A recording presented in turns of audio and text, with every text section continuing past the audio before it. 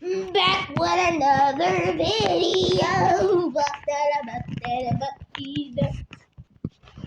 So today we're going to be reacting to the 20 most terrifying things that happen in the NBA. So get your get your Lay's, your juice box, your cranberries, your double nubbles, whatever that is. Get your In-N-Out, get your Sonic McDoubles, get your McDonald's McDoubles. Get yourself a energy drink, and let's get started with the video. 20 most 20 most scary things that happen in the NBA.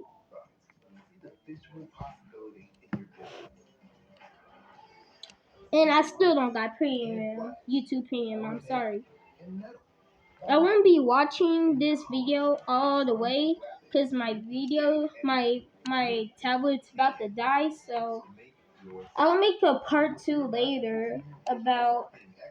I'll get this down about like 10 vids, 10 about like 10, and then I'll cut the video there. 25. Huh. At first, his Matt Diablo left fans horrified. And Diablo just sort of collapses and hits the floor and immediately that was terrifying. And so was Corey Brewer's nightmare at number 19. Because an easy dunk had everyone thinking they were about to witness a funeral. Oh, goodness. Oh, wow. That was a hard call right there. Left my man terrified, just like the fans at number 18. Because during the middle of NBA Summer League, the entire stadium rumbled. We can feel tremors here in the building. The score clock is shifting ever so slightly. So people are heading to the exits as we speak. But number 17 was even scarier.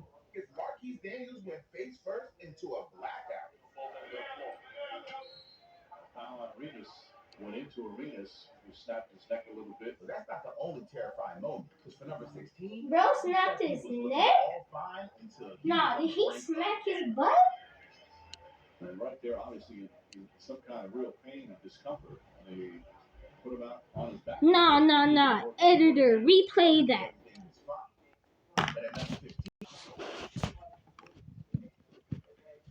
Marquise Daniels went face first into a blackout. Arenas went into Arenas, who snapped his neck a little bit. But that's not the only terrifying moment. Because for number 16, Rodney Stuckey was looking. Yeah, he smacked his. Until he was on the brink of death.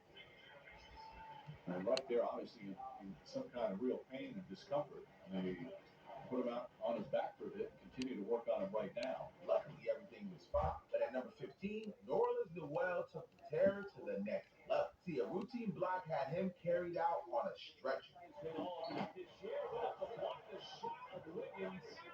You see that as the head got cocked back thanks to the forearm, and then he hit his head. Dang, that was hard to see. But look, sometimes it's not even. I'm happy that he blurred. I'm happy that he knocked that out.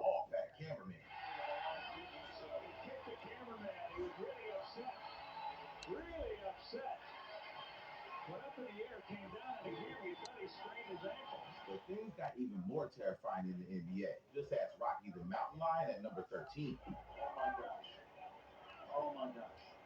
Luckily, dude just passed out. The number 12 took a live mishap to the limit. Because the Hawks announcer was on live TV when he lost consciousness every night, and he feels like he's belonged. So I look for this kid to have a really good. But if that wasn't terrifying enough, for number 11, Gordon Hayward went through hell. Look, it was Hayward's first game with the Celtics, and as he went up for a dunk, he came down in the worst way possible. Excuse me. Play you for those ultras? Well, we're kind of help.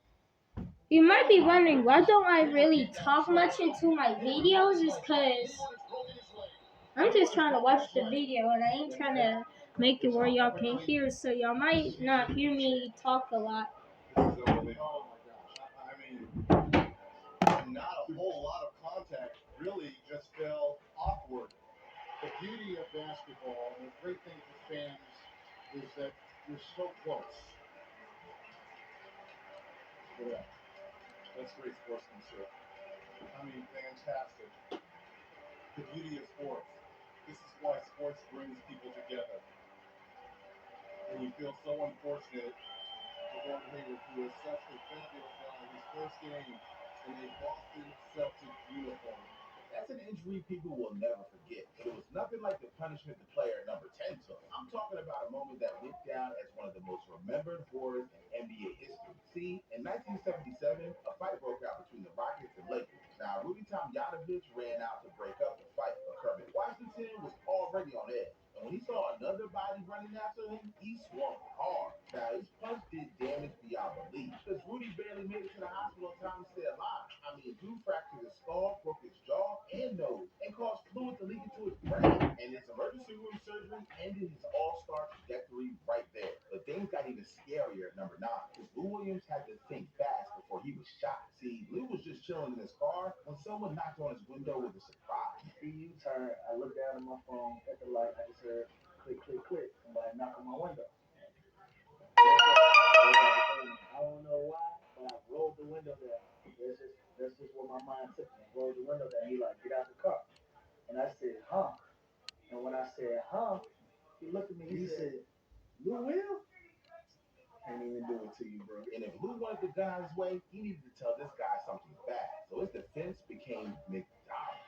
He said, man, I just got out of jail. Only thing I got is a bus ticket, bro. I'm out here starving. And I was just thinking on my feet. I said, look, bro, it's a McDonald's right there. You meet me at the McDonald's. I'll buy you whatever you want. He said, all right, cool. So my first thought was, do I let him get in my car? I was like, hell no. So I started driving first. Yeah. And I watched him running across the street to the McDonald's. So while he running to the McDonald's, I called my man, like, yo, pull back up. I'm like, pull up to the McDonald's. Pull up to the McDonald's. They made the story like I sat down and ate with him. Nah, hell no. Motherfucker ordered food. I swiped my car. Yeah. I shook his hand. I said, God bless, bro, but this ain't the way. Yeah. By that time, my man was walking in McDonald's like a... Yeah. You think that's terrifying? The player number 8 is still lucky to be here. See, Jimmy Williams was supposed to be the next big thing in the NBA. The guy was a college phenom in 2002, but then tragedy struck. Not on the court, but on the streets. The Jay violated his team contract to ride his Yamaha R6 model motorcycle, and after revving his engine to impress his friend, he went on a straight crash course. And I just got a new muffler on my bike. And as I was pulling away, I revved my engine because I, for some reason, wanted to show off to Kevin. Being on a billboard on I-90 apparently wasn't big enough for my ego. And on the third rev, in the middle of the rev, I heard the bike go click, click.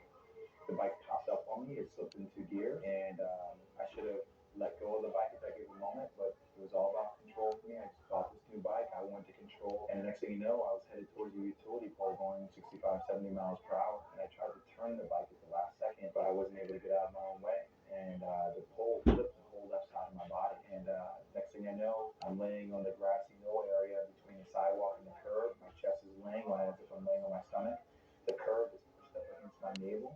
And my legs are laying on the street as if I'm laying on my side. And every time I kept rubbing my leg, I kept looking at my hands ready to see blood, and I didn't see anything.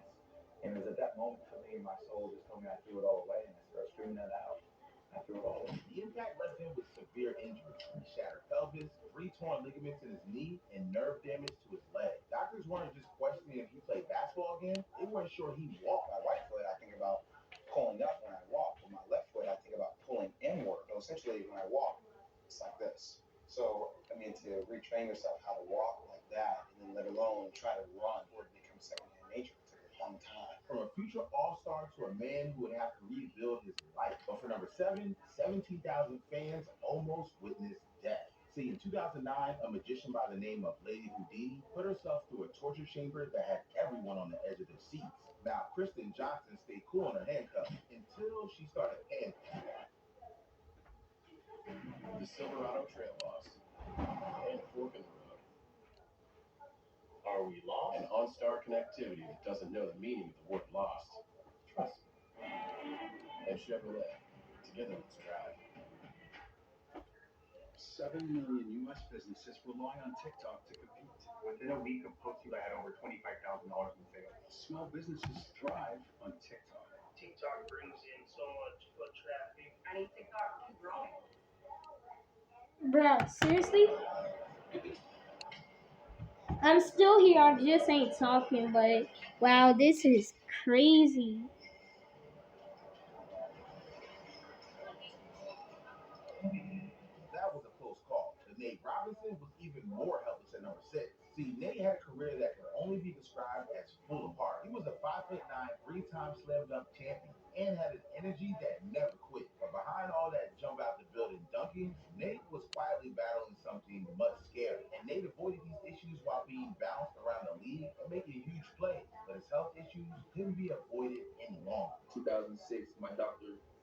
Callahan found my blood pressure to be pretty high, and they ran tests and did a whole bunch of stuff and seen that my kidneys were failing.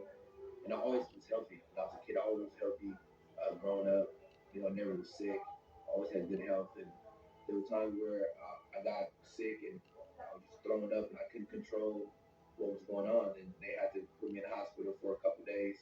And I would come out feeling greater than I've ever felt before. So I just, kept dealing with the routine over the years. Now, after Nate stopped playing, his kidneys got worse by the day. And without a transplant, his time is slipping away. But look, for number 5, Gustavo Cephalosha and Chris Copeland found themselves caught in one of the most disastrous nights the NBA has ever seen. See, Copeland got into an argument with a troublemaker that spiraled out of control. Both Copeland and his fiance were viciously stabbed, leaving their blood leaking into the pavement. Let's go for the Indiana Pacers, man. I knew he looked familiar. I'm like, damn, bro.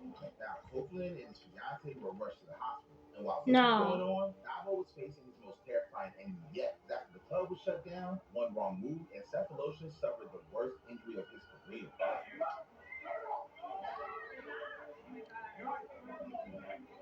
The scuffle left him with a broken leg and nerve damage that needed surgery immediately. One of the officers came from behind, keeping the lip. And the ligament damage as well. Yeah, it was a serious injury. Now, the effects from the injury were long-lasting. The Cephalosha was never the same player, so he was out for revenge. And even though he was charged with obstruction, he later fought the charge and won his civil suit for $4 million. And as for Copeland, he never got a payout for his tears. See, his struggle to return from injury marked the beginning of the end of his playing days. But at least they got to keep their lives, because Dragan Petrovic wasn't so lucky. But you got to talk about Mozart of basketball had the most tragic ending to a career ever. See, this guy wasn't just any NBA player. He was a guy putting Europe on the map in the league. And by 1993, he was lighting it up for the New Jersey Nets. No, I can't hear this, bro. I finna go to another room, bro. I can't do this, bro.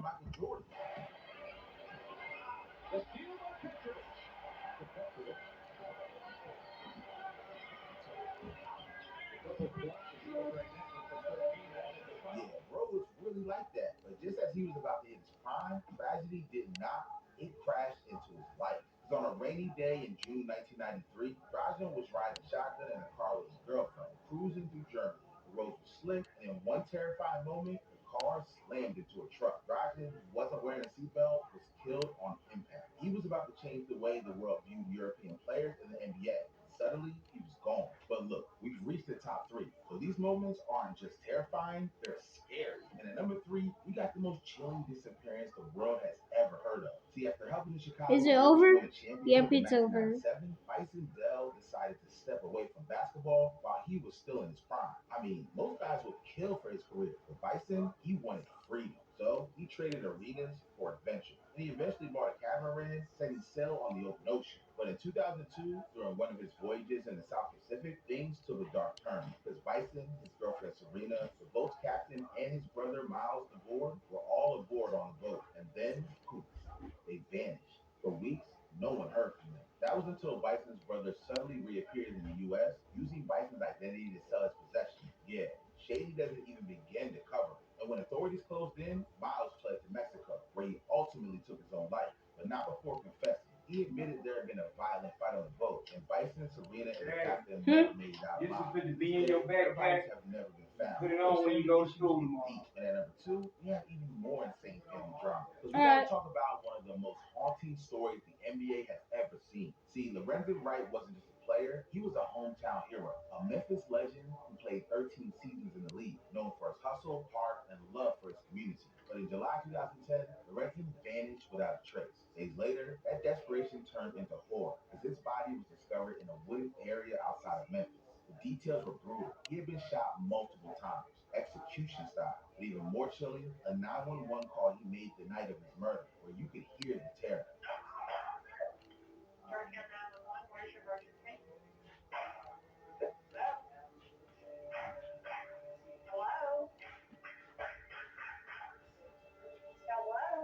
Now, for 7 years, Bruh, is this woman stupid on the phone?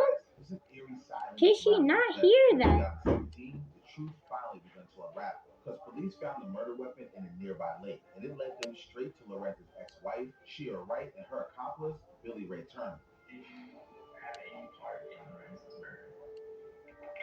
First, I'm a wife, then I'm a mother, and then thirdly, I'm an author.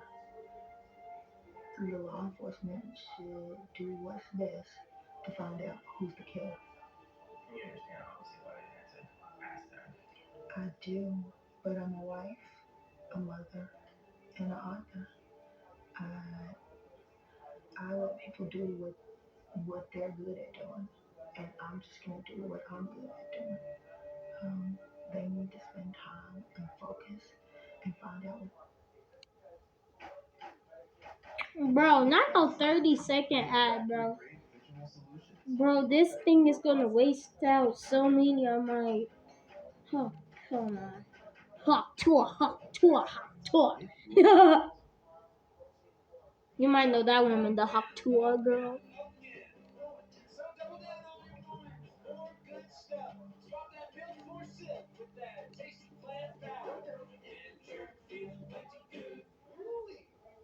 Ooh. What happened to him? We all need to know. It turned out that his former lover had orchestrated the entire thing, hiring Turner to carry out the hit as a part of a twisted plot to cash in on Lorenzo's wife's insurance. No. A betrayal so cold it said. Yeah, I'm never getting married, bro. Forget the girls, bro. I'm never getting married. Final moment on our list. This one still feels unreal. See, Kobe Bryant wasn't just an NBA legend. Bro, not Kobe Bryant. 5 rings, countless unforgettable moments, and a mentality that inspired millions around the globe. He was the kind of guy you thought was untouchable, immortal even. But on January 26, 2020, the world came to a standstill. Because Kobe, his 13-year-old daughter Gianna, and 7 others boarded a helicopter headed to a basketball tournament. It was just another day for the mom.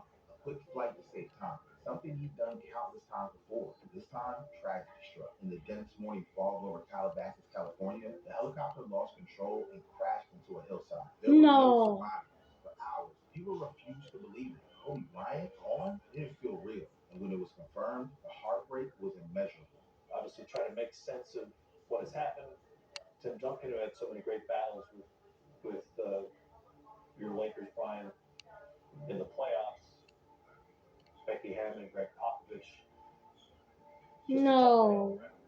The man who gave us an 81-point game, clutch shots, and 20 years of greatness was gone. For the first day on the floor, NBA players honored their superhero by letting the 24-second shot clock reach the heavens. And like every team has done in every game this week, they will take a 24-second violation. Each team will do so, and perhaps an 8-second on the second team. In tribute to Kobe Bryant's 2 retired jerseys, number 24 and number 8. No. Tragedy didn't just rock the basketball world, it rocked everyone. From fans to players to even those who didn't follow sports. The grief was universal. The thought of Kobe and Gianna, a father and daughter taken so subtly and so senselessly, was too much to bear.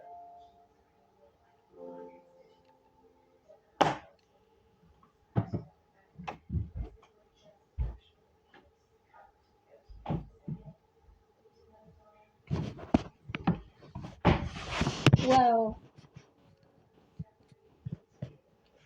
that's the end of this video.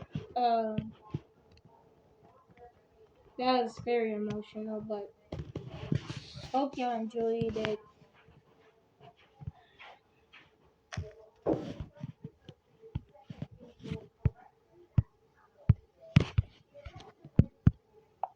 See y'all in another video. Bye.